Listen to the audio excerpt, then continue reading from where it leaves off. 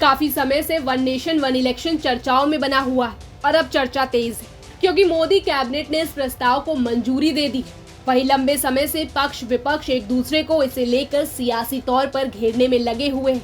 अब इसी को लेकर आजाद पार्टी के अध्यक्ष चंद्रशेखर आजाद ने अपने सोशल मीडिया हैंडल एक्स पर पोस्ट कर कहा, वन नेशन वन इलेक्शन स्वाभाविक प्रवाहवान राजनीति को बाधित करना है। मेरे कुछ सवाल हैं एनडीए सरकार से। वन नेशन वन इलेक्शन की प्रक्रिया एक बार शुरू होने के बाद कभी ये प्रक्रिया भंग नहीं होगी। ये जनता के मन की बात है क्योंकि आजाद भारत के प्रथम चुनाव साल 1952 में लोकसभा और विधानसभाओं के चुनाव एक साथ ही हुए थे। अभी हाल ही में चुनाव आयोग ने महाराष्ट्र का चुनाव हरियाणा के चुनाव के साथ कराने में असमर्थता व्यक्त की थी।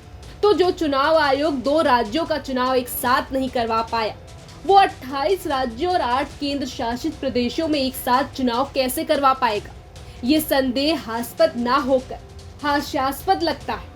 यदि चुनाव आयोग वन नेशन वन इलेक्शन की क्षमता रखता है तो एनडीए सरकार उत्तर प्रदेश, उत्तराखंड, गोवा और मणिपुर की विधानसभाओं को भंग कर महाराष्ट्र विधानसभा चुनाव के साथ इन चारों राज्यों की विधानसभाओं के करवाकर चुनाव आयोग की क्षमता का पता लगा सकता है। जिस तरह से जम्मू कश्मीर में 10 साल तक विधानसभा चुनाव को रोके रखा, वो तो अपने आप में सवाल है।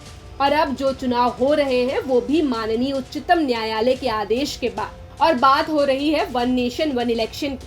पूर्व में मोदी सरकार लोकसभा, विधानसभा और निकाय चुनाव के समय भुखमरी सूचकांक में आखिरी पायदानों पर पड़ी जनता से वोट लेने के मकसद से जनता को रियायत देती रही है। वन नेशन वन इलेक्शन के सिस्टम से वो मुफ्त में मिलने वाले 5 किलो अनाज को भी छीनने का प्रयास कर रही है।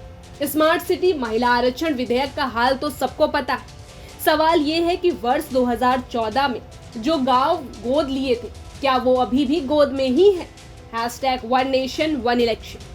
तो चलिए अब आपको बताते हैं आखिर वन नेशन वन इलेक्शन है क्या। तो इसके लागू होने से पूरे देश में लोकसभा और सभी राज्यों की विधानसभाओं में एक साथ चुनाव कराए जाएंगे, जिसका सीधा उद्देश्य अलग अलग चुनाव को खत्म करना है, जिससे चुनावों में आने वाले खर्चे में कटौती की जा सके। वन नेशन वन इलेक्शन को लेकर आपका क्या मानना है? हमें कमेंट कर जरूर बताएं। ब्यूरो रिपोर्ट, यूपी तक।